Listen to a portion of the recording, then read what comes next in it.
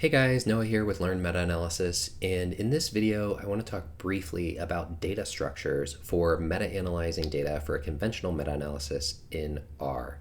So the first thing that I want to talk about is actually how I structure my outcome data from each comparison. So you'll see that there are 6 columns here of importance for what we're going to be talking about right now.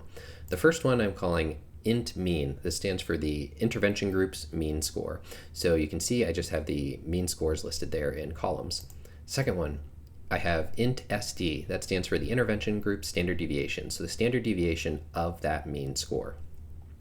Third, I have the int n. This is the sample size of the intervention group, and that is my third column. Next, C mean. This is our control group mean. That is there. Next, CSD, this is the standard deviation for the control group score. Last but not least, we have CN, which in this case stands for control group sample size. Now, I want to mention, you can name these whatever you want. It makes absolutely no difference. The only thing is you're going to specify what these columns are called in R when you get there. For the example that you're going to see, this is what they are called. So I just wanted to mention that. Now, there's a couple other columns that I'm going to reference in these videos that I want to highlight here. The first one is study author. So you can see I just have study author in all lowercase, and then I have the names of my studies listed here. And each row is its own study, right? So you can probably see each row is its own study.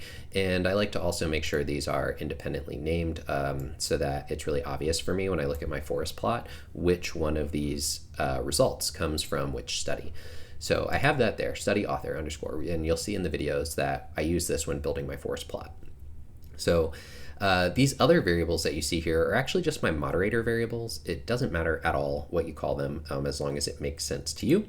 And in the videos on data coding, hopefully you understand why these look as they do. These 3 that I have here are categorical variables. This one that I have here is a continuous variable. So one thing that I will mention is R does not like it when you have spaces in your column names, if I recall correctly. So when I am structuring my data to use in R, I tend to make sure I do not have any spaces in my column names. So that is pretty much it. Assumptions, I guess I'm just going to mention the assumption of statistical independence really quickly. So for a conventional meta-analysis, you want to make sure that each participant is only counted once. That was covered more in the different types of meta-analysis video. So hopefully you are familiar with that. But as you can see here, each one of these is independent. So we have independent comparisons here that are not overlapping. The same participants do not appear in more than one group. So as an example of this, if we look down here, this study had 3 experiments in it. They were all different participants, so there is just one finding from each experiment. Okay, that sums up what I wanted to say about data preparation. I guess one last thing is I'd say I always save my data as a .csv file when I am ready to actually go into R and start analyzing it. So, it doesn't matter what you have it as before that. R can take in a lot of different types of data. I just use CSV because that's how I learned, and so I continue to use CSV because of that. But there's a number of different data formats you can use, but all the examples in this course are going to be using a .csv file. So that's all I really wanted to say.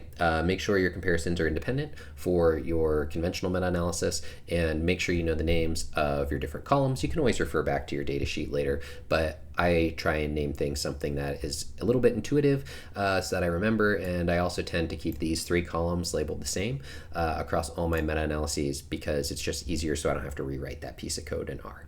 So that said, thank you guys. Our next video is going to talk about calculating effect sizes.